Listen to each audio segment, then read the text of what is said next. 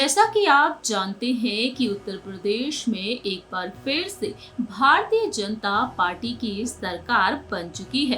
प्रचंड जीत हासिल करने के बाद योगी आदित्यनाथ दूसरी बार मुख्यमंत्री का पद संभाल रहे हैं।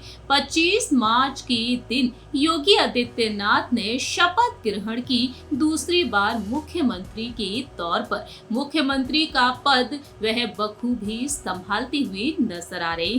आपको बता दें कि अब योगी आदित्यनाथ के दूसरे कार्यकाल का पहला महीना पूरा हो चुका है। संपन्न विधानसभा चुनाव में विपक्ष ने बीजेपी सरकार के खिलाफ रोजगार और सरकारी नौकरियों को बड़े मुद्दे के तौर पर पेश करने की कोशिश की थी। वहीं योगी सरकार 2.0 रोजगार और नौकरियों के मुद्दे पर पहले दिन से ही फोकस करती चली आ रही है। पिछले 30 दिनों में सरकार ने कई भर्तियों को खोलने के साथ ही नए रोजगार के सृजन के लिए कई बड़े और अहम फैसले लिए हैं। वहीं साथ ही साथ जनता के हित में और भी तमाम बड़े फैसले लिए गए हैं। योगी सरकार ने अपने दूसरे कार्यकाल में किस तरीके से प्रदेश की आवाम के लिए निःशुल्क राशन योजना को लेकर सबसे पहले अपना फैसला सुनाया।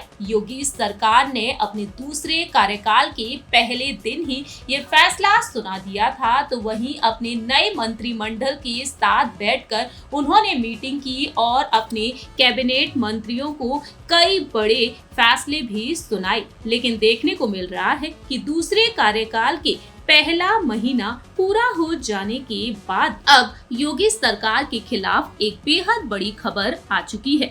जहां एक तरफ उत्तर प्रदेश में उन्होंने कई जगहों के लिए, कई जिलों के लिए अहम फैसले ले रखे हैं, वहीं हाल ही में सुहेल देव भारतीय समाज पार्टी के राष्ट्रीय अध्यक्ष ओम प्रकाश राजभर ने एक महीना पूरा होने पर योगी सरकार पर हमला बोल दिया है। उत्तर प्रदेश के मऊ जनपद पहुंच गए ओपी राजभर, जहां पर उन्होंने 30 दिनों पर सवाल खड़े कर दिए। उन्होंने कह दिया है कि अपराध अपने चरम पर पहुंच गया है, भ्रष्टाचार तेजी से बढ़ रहा है, महंगाई और बेरोजगारी चरम पर है और हर आदमी अब काफी ज्यादा परेशानियों का सामना कर रहा है। ओपी राजभर ने कहा कि अस्पतालों में जाने का मन नहीं करता, वहां बड़ी दुर्दशा हो गई है। ये किसकी सरकार थी? भारतीय जनता पार्टी की सरकार थी। इनके जल शक्ति मंत्री का बयान है, जो उतना ही लूटो उतना ही कमाओ, पूरा का पूरा मत ले लो।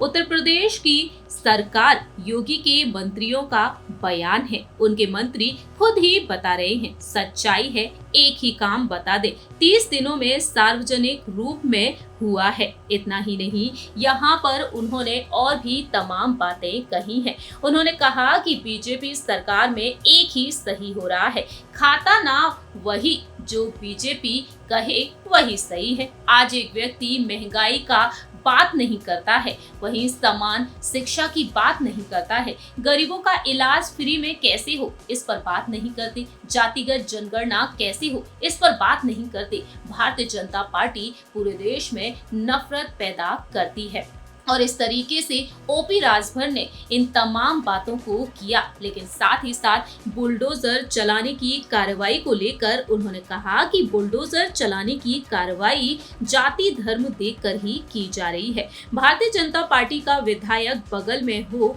तो उसके यहाँ बुलडोजर नहीं चलेगा।